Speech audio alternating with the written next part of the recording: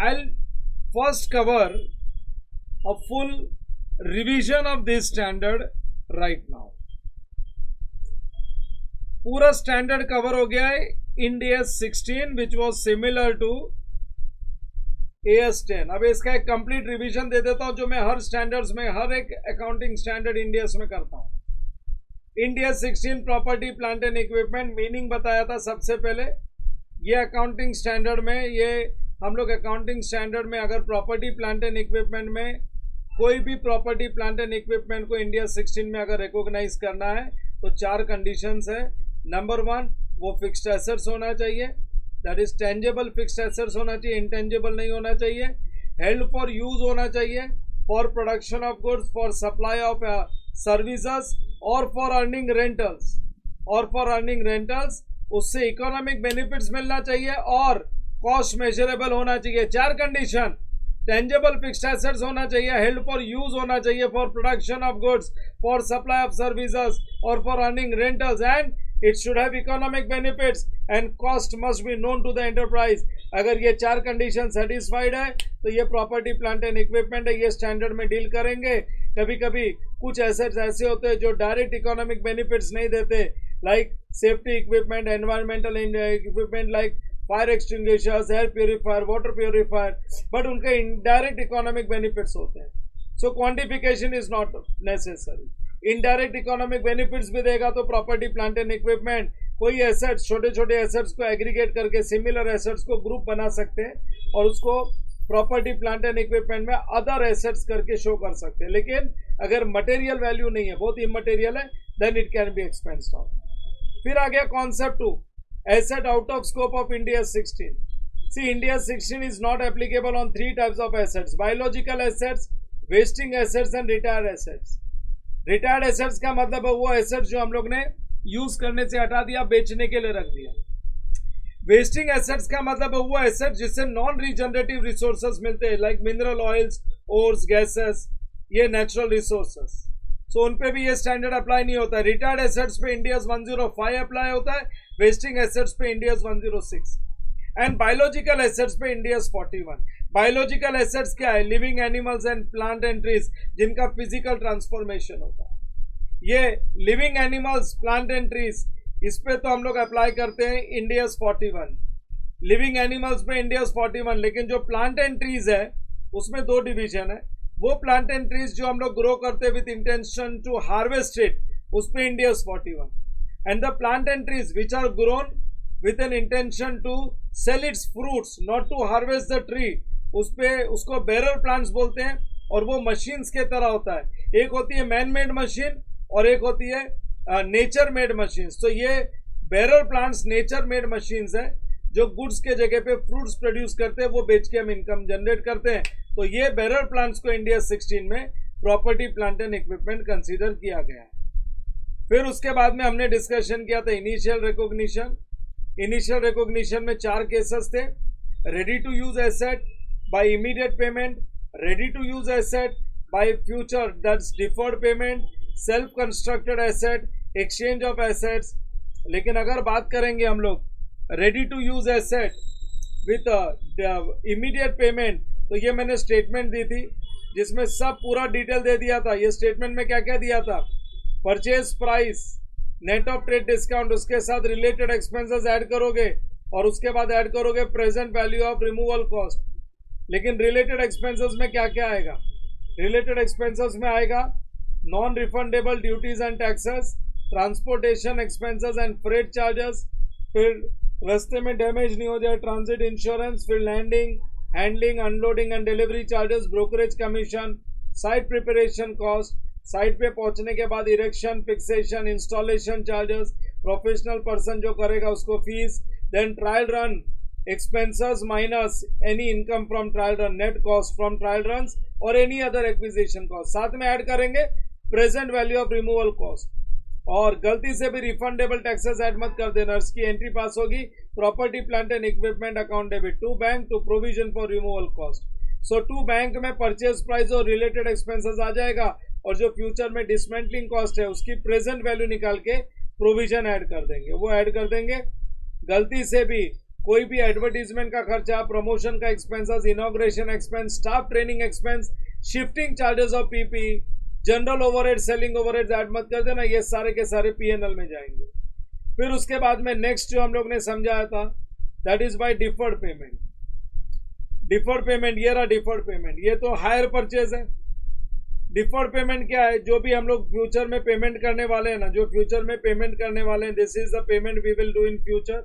इसमें से interest minus करो, इंटरेस्ट माइनस करने के बाद जो प्रिंसिपल अमाउंट आता है, इसको हम लोग बोलते हैं कैश प्राइस, और ये कॉस्ट ऑफ पीपी है।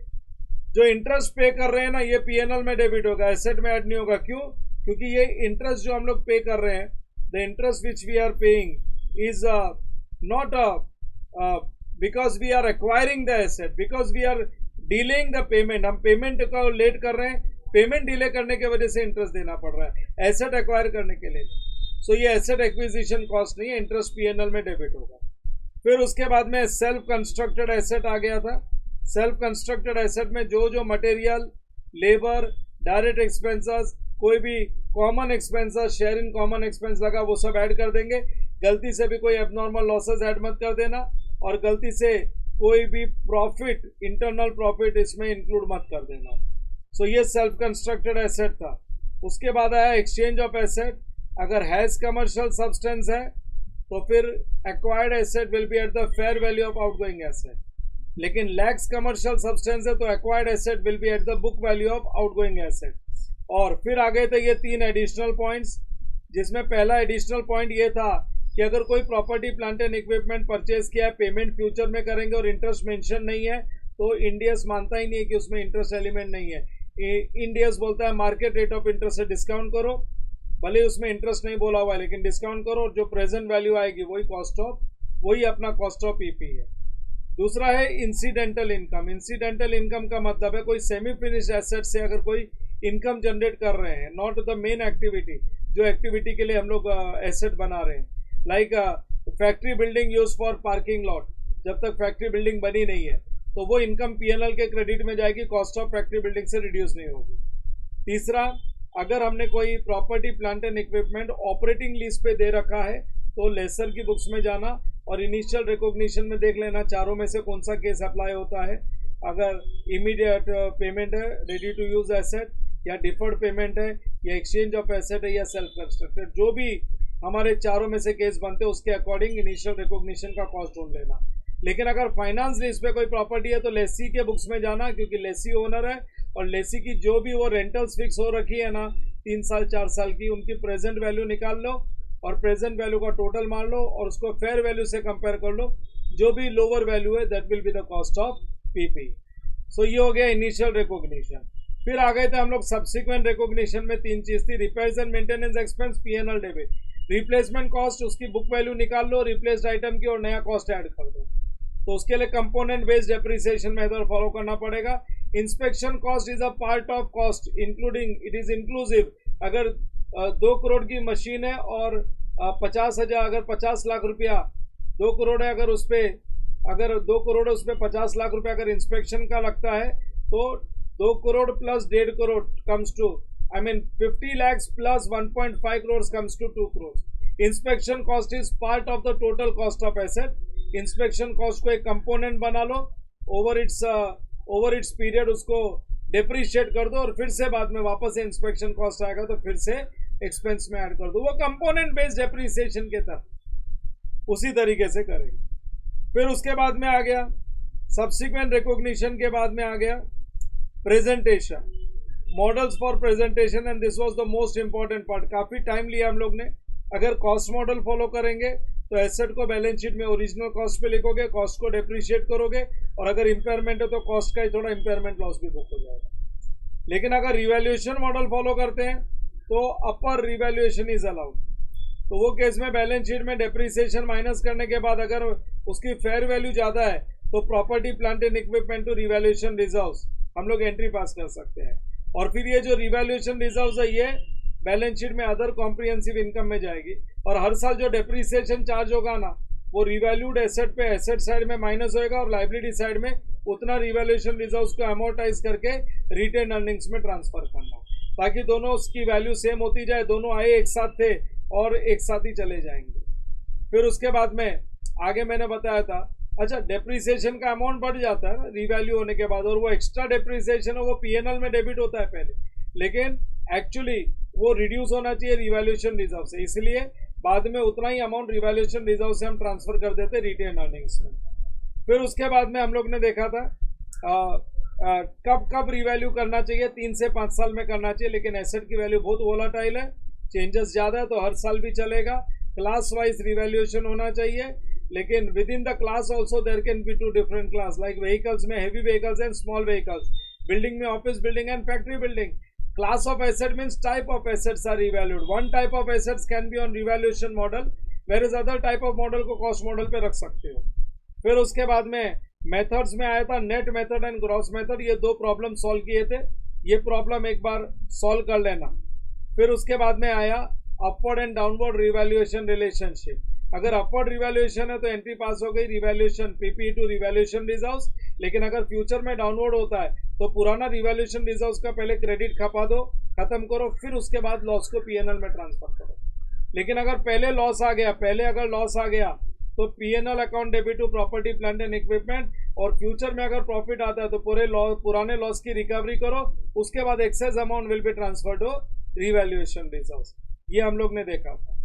फिर ये होने के बाद में आ गए डेप्रीसिएशन। डेप्रीसिएशन में क्या है, 3 मेथड अलाउड है, straight line method, reducing balance method and production units method. कौन सा मेथड सेलेक्ट करना चाहिए that depends on the management will decide as per the nature of asset. और बेसिक पॉइंट्स में बताया था, डेप्रीसिएशन हर एक एसेट के लिए सेपरेटली कैलकुलेट होना चाहिए, और अगर एसेट में अलग अलग कंपोनेंट है तो component based depreciation method right from beginning follow करो, ताकि वो जो सेपरेट कंपोनेंट है उसका रिप्लेसमेंट इजी रहे। लैंड एंड बिल्डिंग साथ में आई है तो लैंड की वैल्यू अलग करो, बिल्डिंग को अलग करो, क्योंकि लैंड डेप्रिशिएट नहीं होती, बिल्डिंग डेप्रिशिएट होता है। और कब से डेप्रिसिएशन शुरू होना चाहिए, लाइफ की एसेट 1 साल से ज्यादा होनी चाहिए, life of asset should be more than 1 year, and asset ready for use हो गया तो डेप्रिसिएशन चालू। और कब डेप्रिसिएशन रोक देना चाहिए, या तो एसेट को रिटायरमेंट दे दिया या फिर बेच दिया, बस तब डेप्रिसिएशन भी रुक जाएगा। और डेप्रिसिएशन के अमाउंट में 3 चेंजेस आ सकते हैं, because of change in useful life, change in scrap value and change in method of depreciation. और ये चेंजेस के वजह से, ये चेंजेस इन अमाउंट को हम लोग बोलते हैं change in estimates, it's not change in policy, change in estimate as per India से। फिर इन पे भी मैंने एग्जाम्पल सब करवा रखे थे।